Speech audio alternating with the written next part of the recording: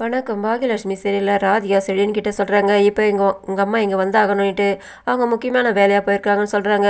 குடும்பம் பசங்க தான் முக்கியம் சொல்லுவாங்க. அப்பேற்பட்டவங்களுக்கு இவ்வளோ கவனிக்காது அப்படி என்ன வேலை இங்கே வந்தா ஆச்சு, எல்லாட்டையும் நம்ம அவங்க வர வரலாம் இங்கே தான் இருக்கணும்னு சொல்கிறாங்க. அதுக்கு மேலே இவருக்கு வேறு வழி தெரியல. ஃபோன் பண்ணுறாரு. ஃபோனை இவங்க வாங்கிக்கிறாங்க. அங்கே பாக்யா அவங்களுக்கு ஃபோன் வருதுன்ட்டு அவங்க அத்தைக்கிட்ட சொல்லிட்டு வந்துட்டு ஃபோன் பேசுகிறாங்க. என்னடா சரியா இனி அவள் வீட்டுக்கு கூட்டிகிட்டு போயிட்டான்ட்டு இவங்க கேட்குறாங்க.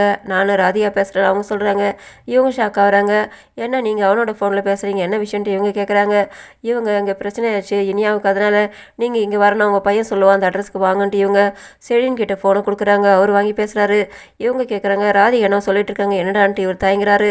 சரி நான் வரேன் இருடான்ட்டு அவங்க இங்கே வராங்க. வந்தவொடனே ராதிகா அவங்க நடந்த விஷயங்கள் எல்லாத்தையுமே முழுசாக சொல்கிறாங்க. அது கேட்டு ஷாக் ஆகுறாங்க. இனியாவை பார்த்து முறைக்கிறாங்க.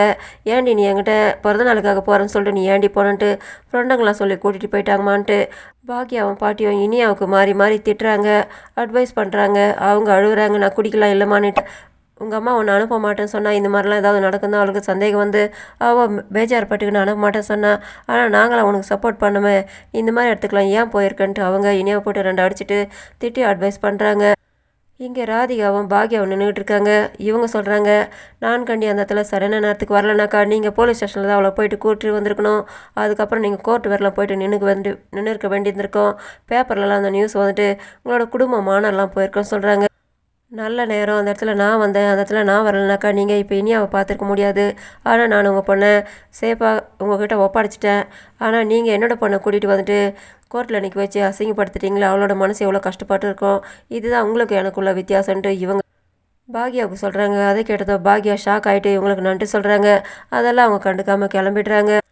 பாக்யா வந்துட்டு காரில் உட்காடுறாங்க. இனியாக்கிட்ட எதுவும் பேசாமல் அவங்க கார் கிளம்பிடுது. அவங்க போயிட்டுருக்காங்க. இந்த நேரத்தில் செல்வி என்ன பண்ணுறதுன்னு தெரியல, அவங்க முடிச்சுக்கிட்டு இருக்காங்க.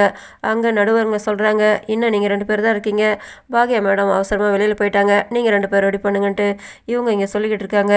அக்கா வராமல் நம்ம எப்படி தான் இங்கே ஜெயிக்க போகிறோமோ தெரியலன்ட்டு இவங்க புலம்பிக்கிட்டு ஃபோன் பண்ணுறாங்க பாக்யாவுக்கு. என்னக்கா இனியோட பிரச்சனை சரியாக போயிடுச்சா, நீங்கள் இங்கே வருவீங்களான்லாம் கேட்குறாங்க. இவளோட பிரச்சனை இருக்குது, நான் அங்கே வருவேனான்னு எனக்கு தெரியல, நீ எல்லாத்தையும் பார்த்துக்கோ, எனக்கு வர முடியலன்றாங்க. நீங்கள் வந்து இங்கே பரிசெல்லாம் வாங்க மாட்டீங்களான்ட்டு அவங்க கேட்குறாங்க. இனியா எனக்கு நல்ல பரிசு கொடுத்துட்டான்ட்டு அவங்க ஃபோனை கட் பண்ணுறாங்க.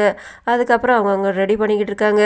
இங்கே பாக்யா அமைதியாக சோகமாக மூடவர்களை வந்துக்கிட்டு இருக்காங்க. பாட்டி இனியாவுக்கு திட்டுறாங்க. அவளை கொஞ்சம் நாளாவது யாரும் நிம்மதியாக இருக்க விட மாட்டிங்களா, பிரச்சனை மேலே பிரச்சனை கொண்டுட்டு வரேன்ட்டு பாட்டி இனியாவுக்கு திட்டிட்டு வராங்க. இதோட முடியுது. நன்றி, வணக்கம்.